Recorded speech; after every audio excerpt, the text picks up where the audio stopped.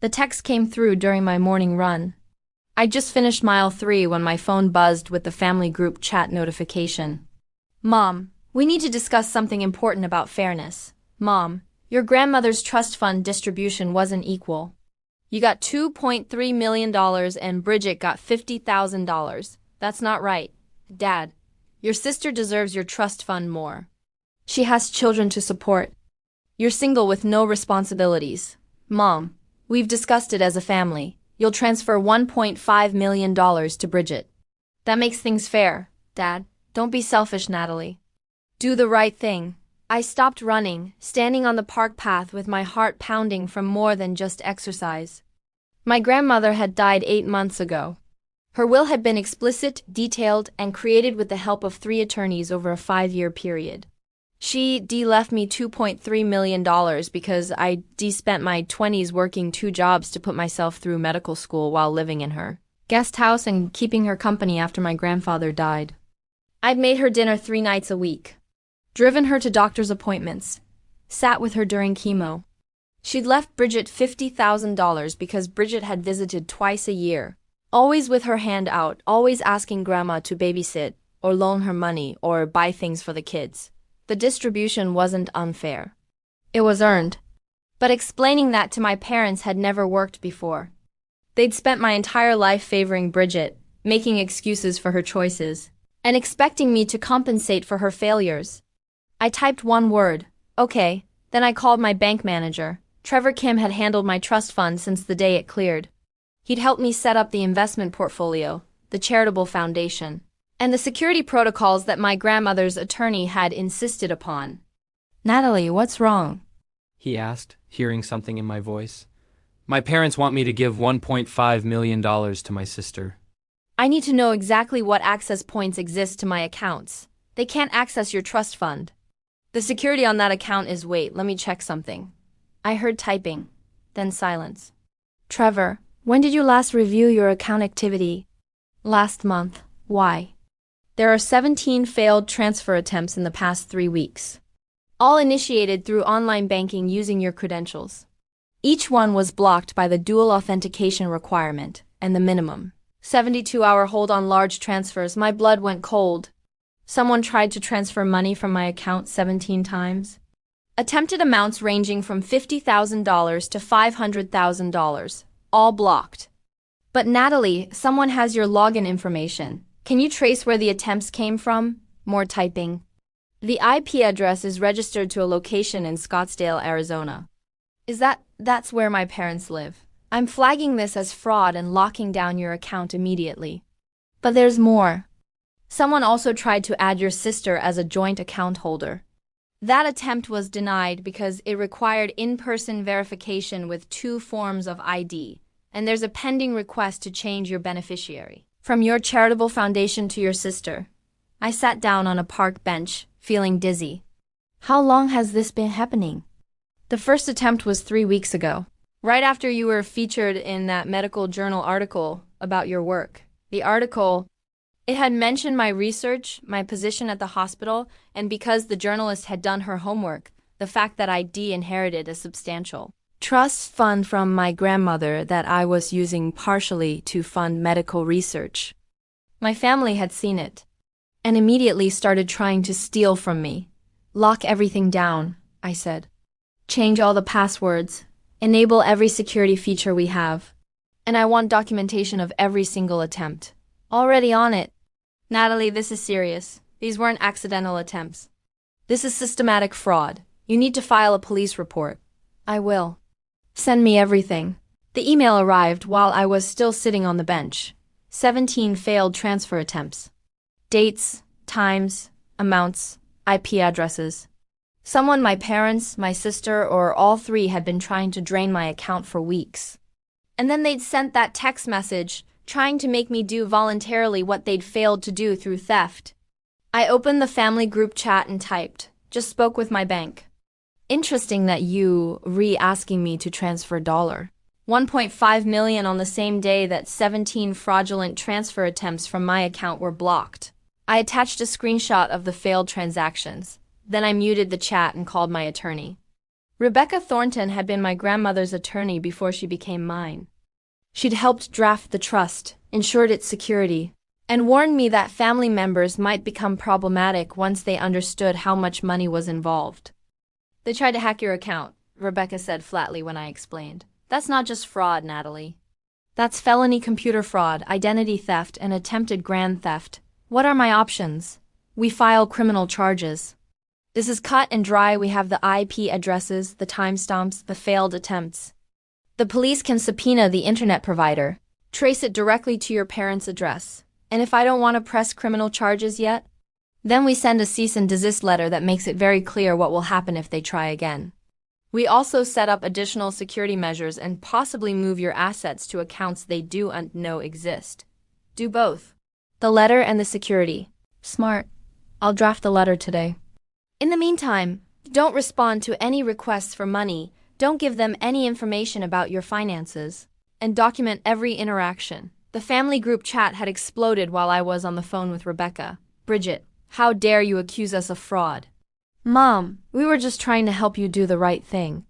The bank system is so complicated. Dad, you're being paranoid and insulting your own family. Bridget, I have 3 kids to feed, and you sitting on millions doing nothing with it. Mom, your grandmother would be ashamed of you right now. That last message made me laugh out loud. My grandmother would have been proud of me for protecting what she worked so hard to give me. I took screenshots of everything and forwarded them to Rebecca. Then I typed one message. My attorney will be in touch. All future communication goes through her. I left the group chat. The phone calls started immediately. My mother called 17 times in 2 hours. My father called 11 times. Bridget called 6 times and left 4 voicemails that started with crying and ended with screaming. I blocked all 3 of them. Rebecca's cease and desist letter was delivered by courier the next day.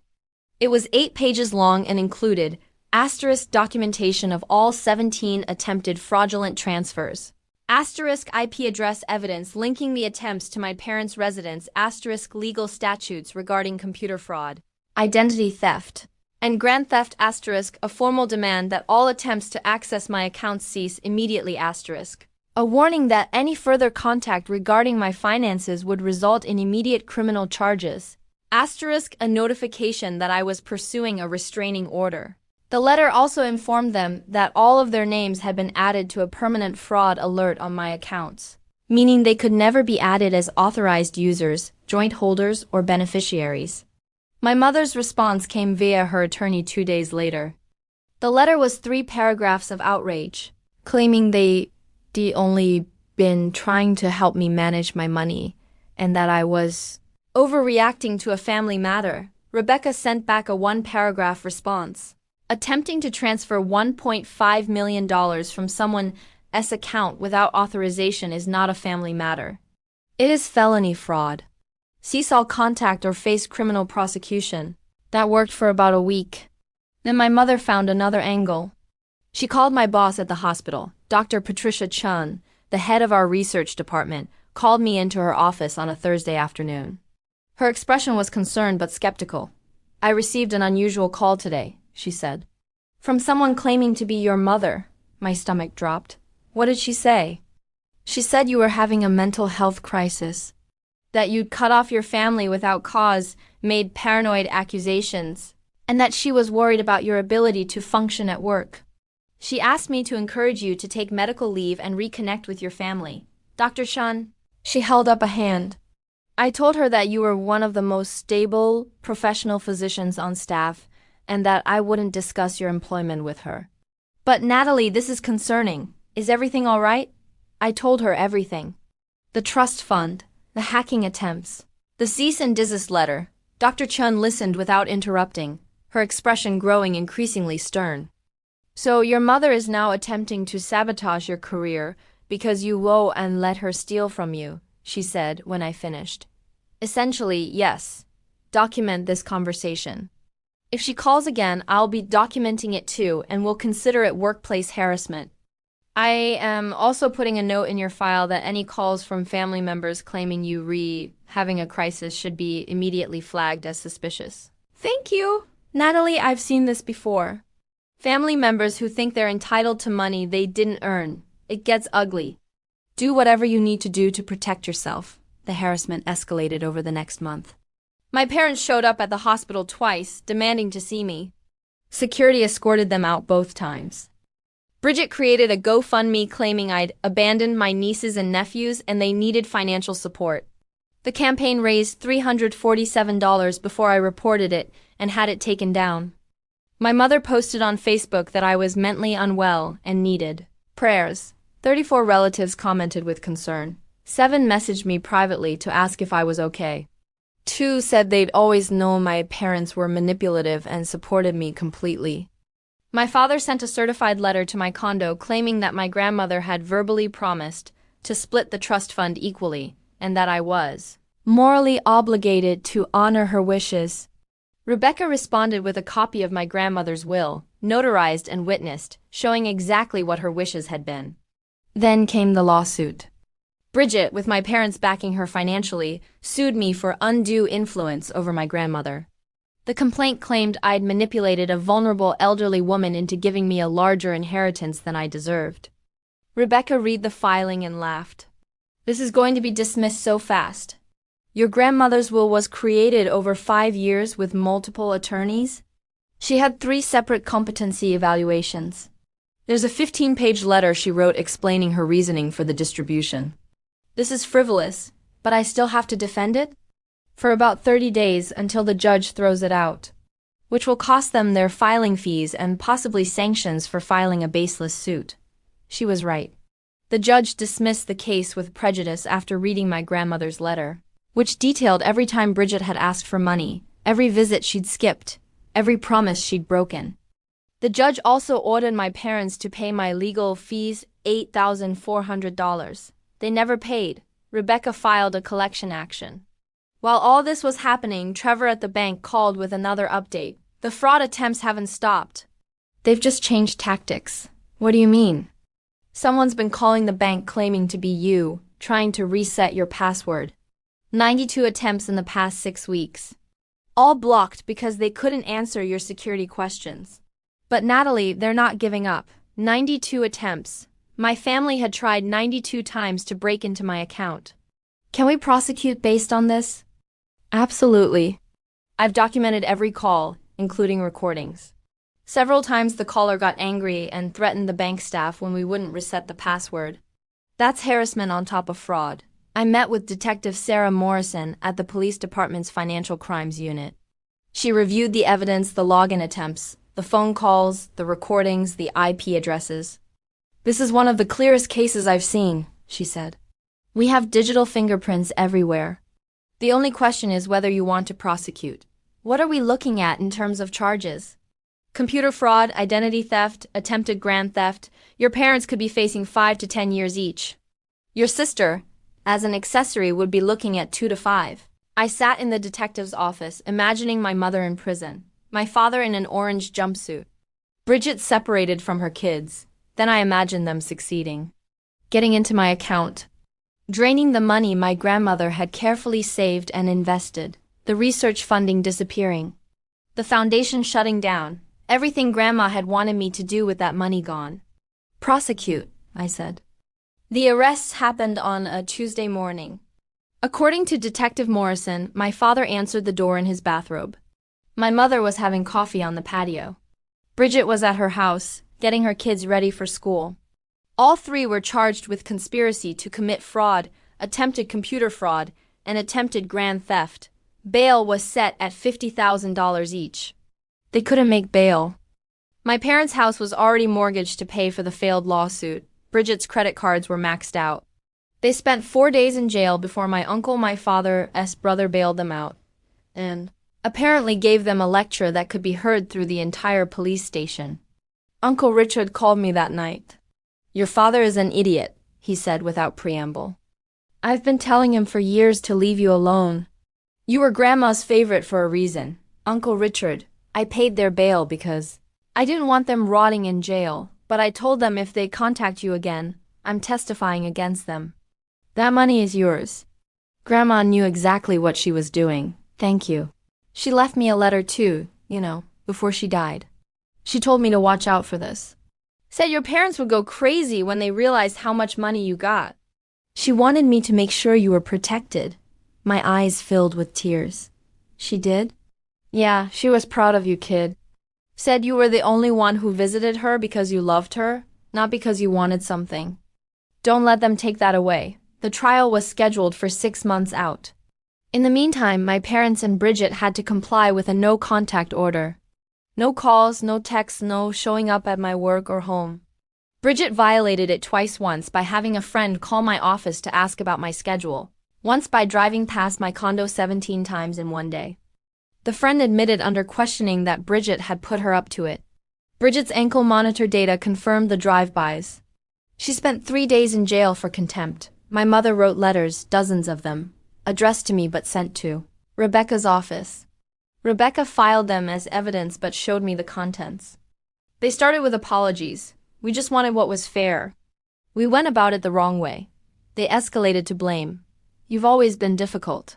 You think you're better than us. They ended with threats. You're going to regret this. Family is everything and you'll have no one. Rebecca used them to strengthen the case for restraining orders. The plea deal came 5 months after the arrests.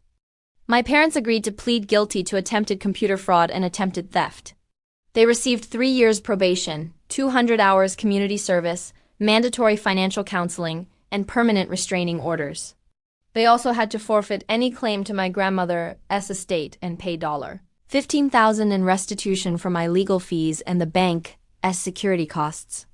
Bridget, as a lesser participant, got 1 year probation and 100 hours community service. None of them would spend time in prison unless they violated probation. The prosecutor told me it was a good deal. They're first-time offenders with no violent history. Prison would be expensive for the state and wouldn't guarantee they'd learn anything. This way, they're punished, you're compensated, and they're on a tight leash. What if they violate the restraining order? Immediate arrest and probation revocation. Then they do the prison time. The extended family fallout was predictable. Half of them cut me off for sending my own parents to jail. The other half quietly admitted they'd seen this coming for years. My cousin Michelle. Your mom asked to borrow $30,000 from us last year. Said it was for Bridget's medical bills. We found out she used it to renovate her kitchen. My Aunt Susan. Your dad tried to get me to invest in one of his schemes. Lost $10,000. He never paid me back. Uncle Richard. I've been bailing them out of debt for 20 years. I'm done. This was the final straw. My grandmother's best friend Dorothy called me on what would have been Grandma's 85th birthday. Your grandmother saw this coming, she told me. She told me the day she finalized her will. She said, Dorothy, I'm giving Natalie the bulk of my estate because she's the only one who'll use it wisely. The others will just waste it and come back for more. She really said that? Word for word. She also said if your parents tried to interfere, you should fight them with everything you had.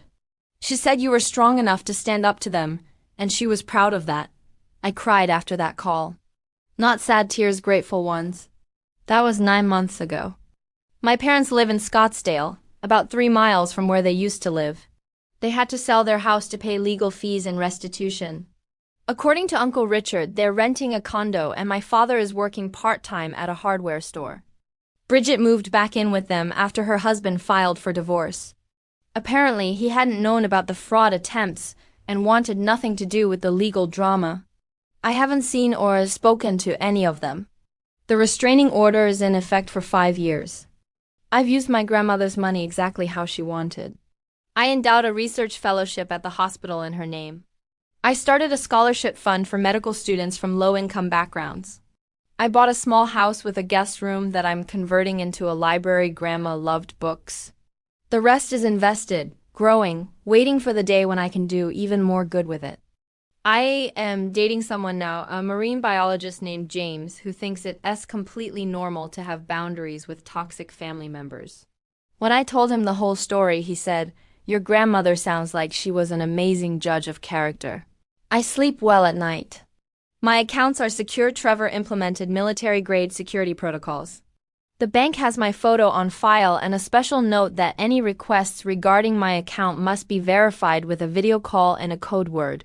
92 failed attempts to steal from me. 17 hacking tries, 1 frivolous lawsuit, multiple violations of no contact orders. And through it all, I never backed down. Sometimes I wonder if I was too harsh. If I should have just given Bridget some money to keep the peace. If prosecuting my parents was too extreme. Then I remember my grandmother's letter, the one the judge read in court. Natalie earned this money through love, loyalty, and sacrifice. She sat with me when I was dying. She made me laugh when I was scared. She asked for nothing and gave everything. That's why she gets everything. Because she's the only one who never asked for it. The money isn't mine because I was lucky. It's mine because I earned it through years of showing up, caring, and being there when it mattered.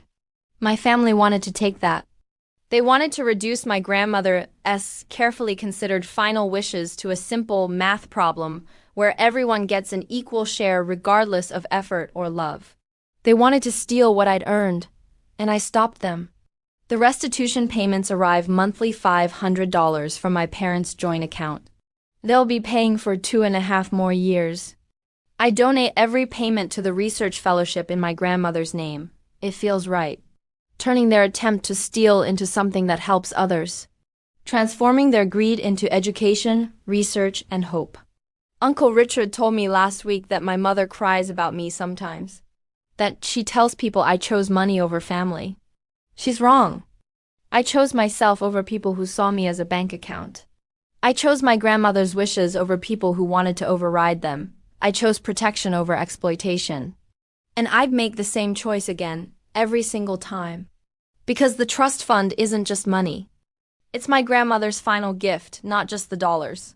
But the freedom to live my life without people who only valued what they could take from me. And that's worth more than any amount of money. Even $2.3 million.